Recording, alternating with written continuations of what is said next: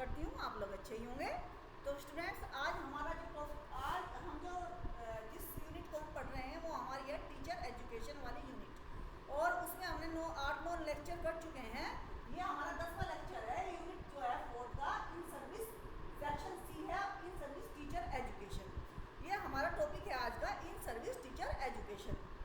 तो इंट्रोडक्शन करते हैं किस लिए किया जाता है ये, है ना।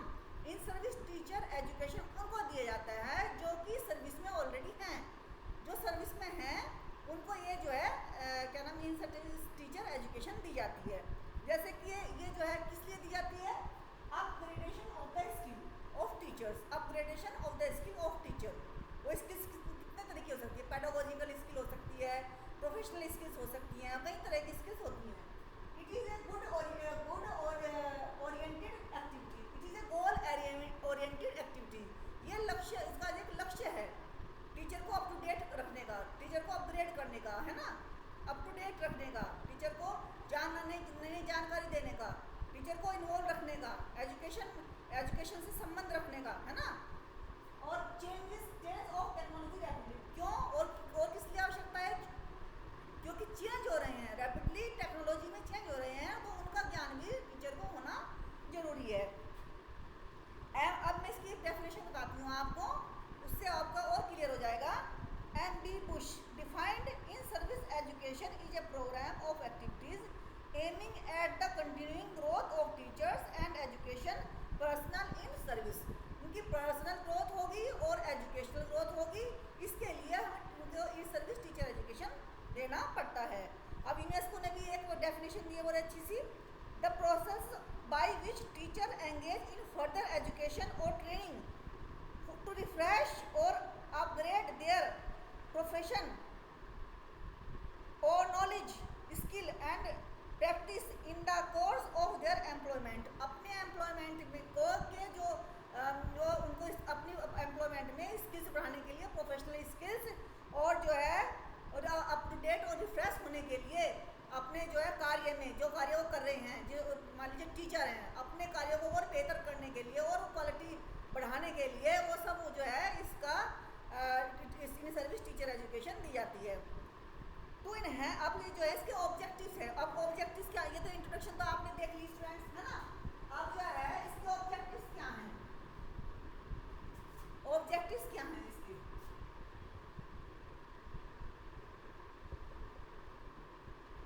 ऑब्जेक्टिव क्या है। सबसे पहला ऑब्जेक्टिव क्या है, सबसे पहला ऑब्जेक्टिव है जो मैंने लिखा था वही लिख लीजिए, to upgrade and update the teacher subject matter. To update and upgrade of teacher subject matter, है ना, सब्जेक्ट नॉलेज। मतलब उन जो टीचर्स को सब्जेक्ट नॉलेज के बारे में अपग्रेड और अपडेट करना है, अपडेट और अपग्रेड करना है सब्जेक्ट नॉलेज के बारे में। इसलिए एक तो ऑब्जेक्टिव हो गया हमारा ये। दूसरा है to train the teacher as an agent of social change and development. Social change, जैसे जैसे समाज में तरक्की होती रहती है, बदलाव आता रहता है, तो उस तरह के कई बार लेसन इंक्लूड हो जाते हैं।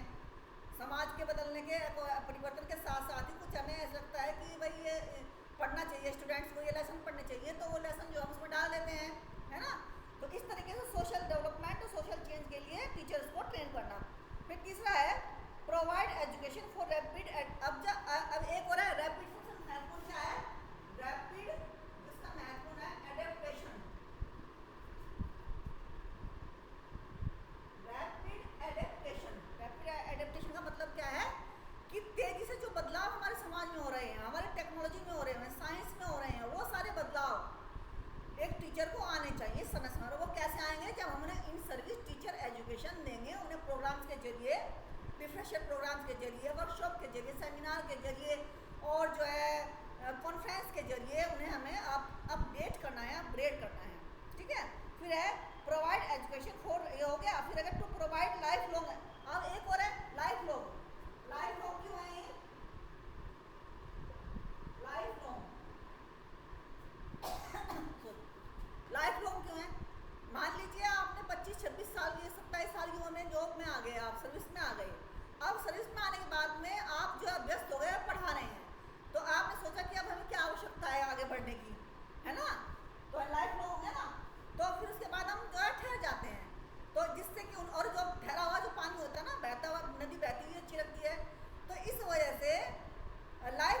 उसके बाद पूरी ज़िंदगी जो है टीचर पढ़ता रहेगा, तो जब तक पढ़ता रहेगा तब तक ही अच्छा पढ़ाता रहेगा।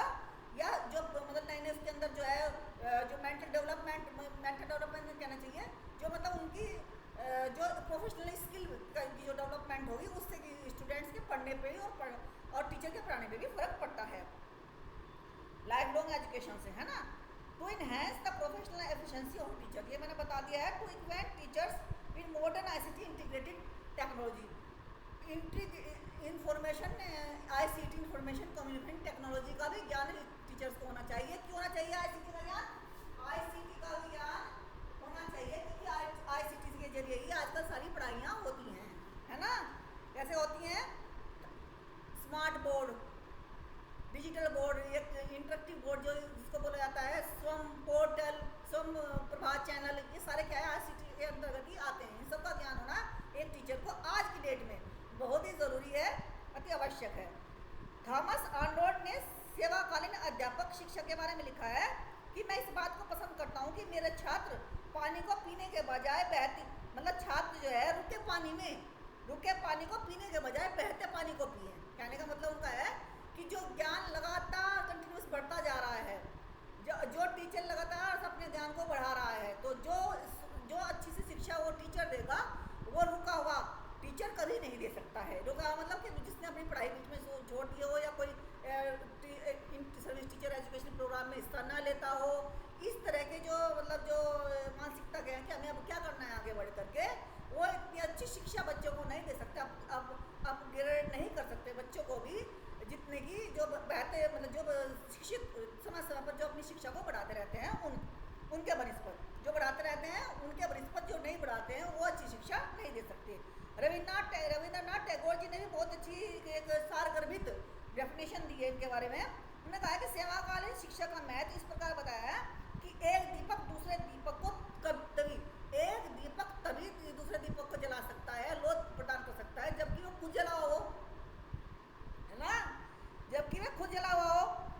जब अगर दीपक ही जो दीपक है जब जला हुआ है उसमें मतलब उसके अंदर ज्योति है, तभी तो वो दूसरे दीपक को जला सकता है। यानी कि जो पढ़ता हुआ टीचर पढ़ रहा है, टीचर अपने ज्ञान को लगातार बढ़ा रहा है, वही तो स्टूडेंट्स को ज्ञान में वृद्धि कर सकता है ना।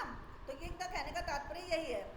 अच्छा, जैसे कि भाई मान लीजिए हम प्राइवेट काम कर रहे हैं, हम लोग प्राइवेट पढ़ा रहे हैं, तो हम जो है कुछ नहीं टाइम मान लीजिए AI की टेक्नोलॉजी सीखनी है, कोडिंग सीखनी है, तो हम क्या करते हैं, पैसे खर्च करते हैं।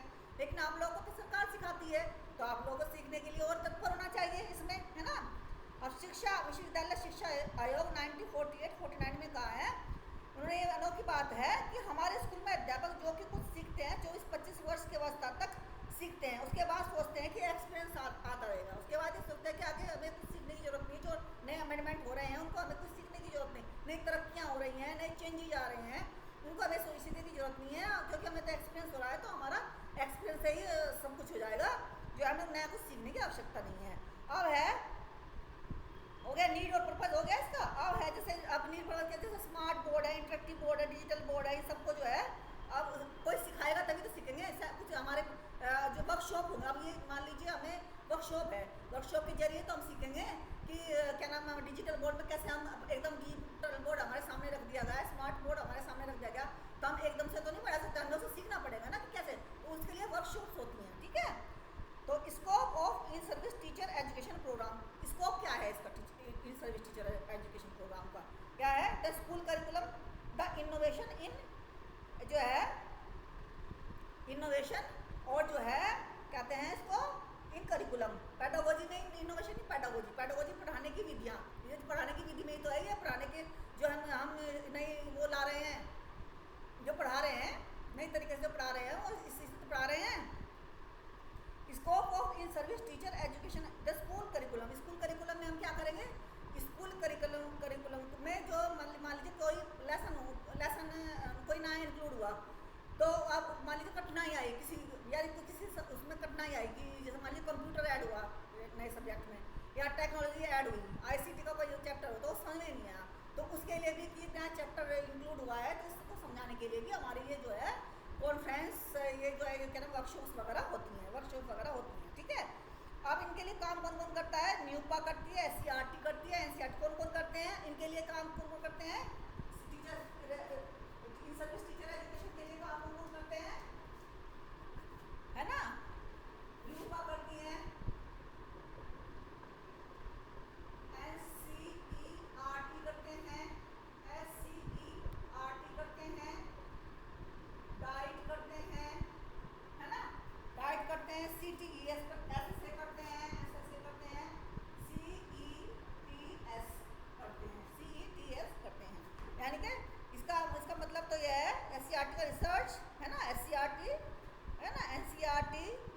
पिछले वाले वीडियो में सारा करा रखा है आपको, SCERT NCERT डाइट वगैरह सब बता रखा है, आप वहाँ से देखना है चीज़। अब आ जाते हैं मोड्स इन सर्विस टीचर एजुकेशन। मोड्स, ये सबका योगदान है। मोड्स क्या है? मोड्स हैं, अब मोड्स क्या है? मोड का मतलब तरीका क्या है इन सर्विस। मोड का मतलब तरीका, तरीका क्या है इन सर्विस एजुकेशन।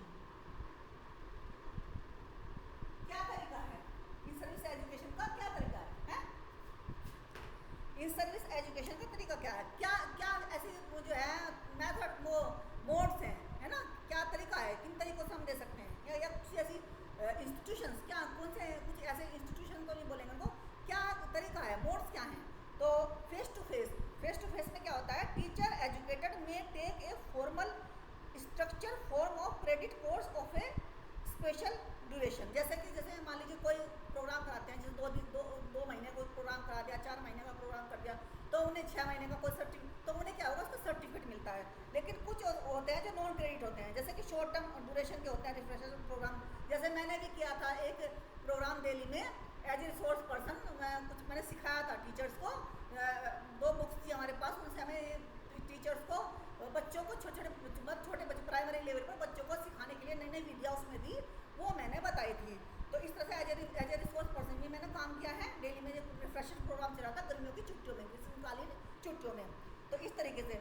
अब ये तो प्रोग्राम जो है ये इस तरह के प्रोग्राम होते हैं। तो एक तो फेस टू फेस हो गया क्रेडिट वाला, है ना, जिसमें जो है क्या हुआ, क्रेडिट कोर्स होते हैं जो है स्पेसिफाइड ड्यूरेशन के होते हैं, जैसे 6 महीने 5 महीने डिप्लोमा है, 6 महीने 3 महीने का।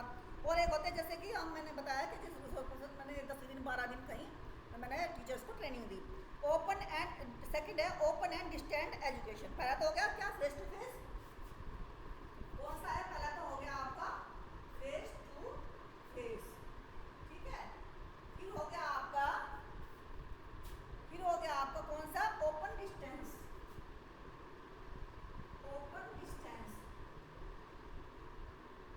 ओपन डिस्टेंस एजुकेशन प्रोग्राम, है ना। इनको लिखने की आवश्यकता नहीं है, अगर चाहो तो आप ऐसे ही पढ़ सकते हो।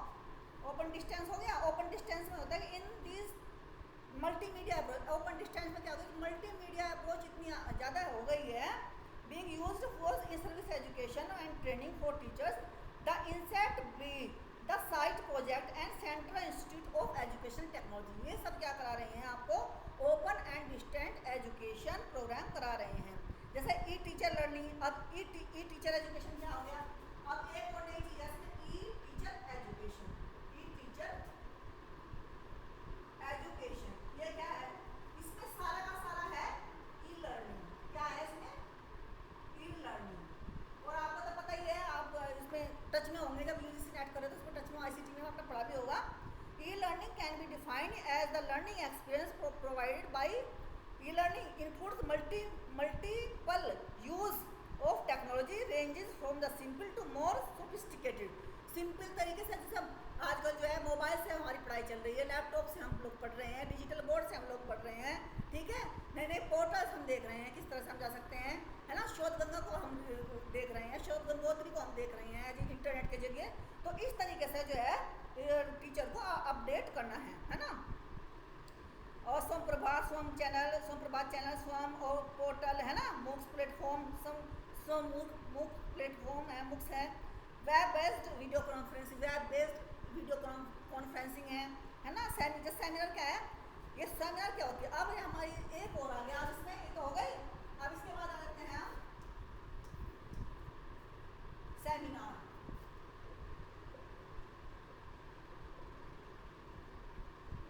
सेमिनार क्या होती है, सेमिनार होती है ऑर्गेनाइज्ड इन यूनिवर्सिटी। ये सेमिनार जो है ऑर्गेनाइज्ड इन यूनिवर्सिटी और कॉलेज। इसमें क्या होता है कि जब सब लोग अपनी प्रेजेंटेशन बना के लेके आते हैं, कोई जैसे टॉपिक दे दिया, सब टीचर्स जो टीचर्स होते हैं वो क्या करते हैं कि प्रेजेंटेशन देते हैं, अपनी जो टॉपिक दे दिया उस पर सब लोग अपनी प्रेजेंटेशन प्रस्तुत करते हैं। तो ये हो गया सेमिनार्स, किसी खास टॉपिक पर, है ना। जैसे रिसर्च पर हो गया, आर्टिकल हो गया, कोई रिसर्च संबंधित हो गया, कोई भी इस तरह का होता है ना। केस स्टडी हो गई रिसर्च स्कॉलर्स के द्वारा। वर्कशॉप्स क्या होती है, अब नहीं एक वर्ड है वर्कशॉप। वर्कशॉप क्या है,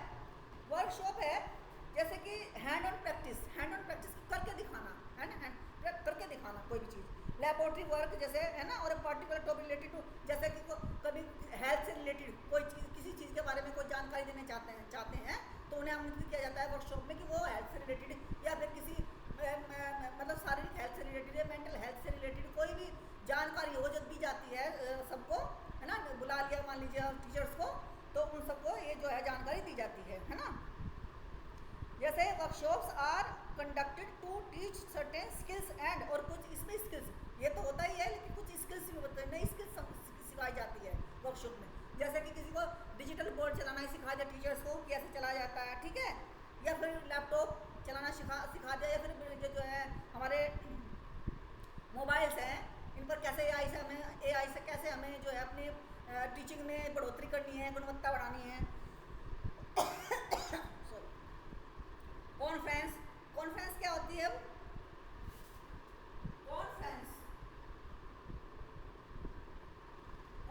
कॉन्फ्रेंस क्या होती है? ऑफिशियल मीटिंग और large formal meeting of professionals with problem solving consultation discussions. क्या होती है? प्रॉब्लम सॉल्विंग और डिस्कशन होती है, कंसल्टेशन और या डिस्कशन, ठीक है, ये सब होता है इसमें। ये जो कॉन्फ्रेंस होती है ऑफिशियल मीटिंग होती है। कोई प्रॉब्लम आ गई, मान लीजिए कोई संस्था है, या ये जो हम जब एजुकेशन की बात कर रहे हैं तो एजुकेशन से संबंधित लेते हैं, मान लीजिए हम कॉलेज में है, यूनिवर्सिटी में है, कोई समस्या आ गई, बच्चों की कोई समस्या आ गई, तो उस पर बैठ करके हम कॉन्फ्रेंस करते हैं और उस प्रॉब्लम सोल्व करते हैं कि भाई प्रॉब्लम ये कैसे सोल्व, ये समस्या आ गई है ना, बच्चों ने जो है छात्रों ने आंदोलन कर दिया, अब इसकी समस्या को कैसे, तो कॉन्फ्रेंस होगी, तो समस्या को कैसे समाधान करें, है ना। तो इस तरह से कॉन्फ्रेंस होती है। सिंपोजियम क्या होती है? कॉन्फ्रेंस जो है ब्रॉडर टर्म में ब्रॉडर आती है, वर्कशॉप छोटे उसमें लेवल में आती है, कॉन्फ्रेंस बड़े उसमें आती है। सिंपोजियम क्या होता है? It is a formal gathering in an academic setting when, formal gathering है इन एकेडमिक सेटिंग, ये भी एकेडमिक सेटिंग में सिंपोजियम लिख देती हूँ इसको, सिंपोजियम।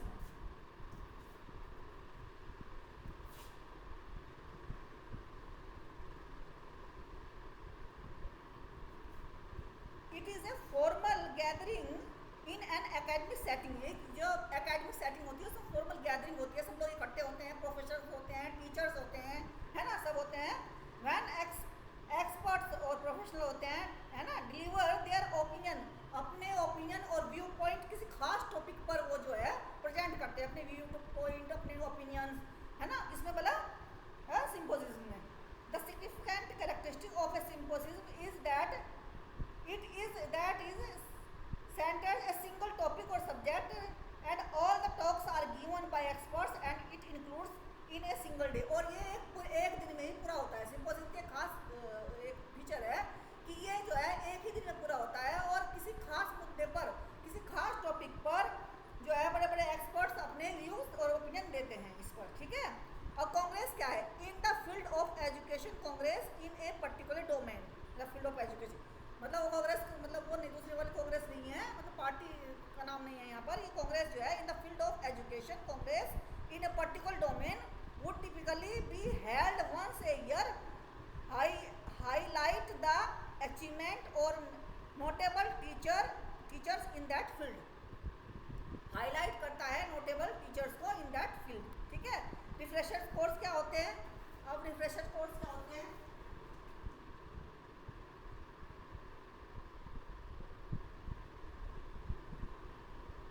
रिफ्रेशर कोर्स को होते हैं जो विंटर की छुट्टियों में और गर्मियों की छुट्टियों में टीचर्स को कराए जाते हैं, उन्हें बोलते हैं रिफ्रेशर कोर्स, ठीक है।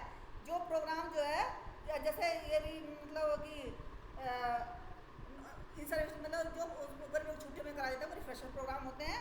और अदर प्रोग्राम्स, एफी प्रोग्राम्स इन एजुकेशन टूर्स, जिसे बाहर ले जाना टीचर्स को, एक्सटेंशन कल्चर, एक्सटेंशन, है ना, in teacher and staff exchange programme of teacher, staff exchange programme of teachers ये भी होते हैं इसमें, बोला अदर प्रोग्राम में ये भी होते हैं। तो आज के लिए बस इतना ही।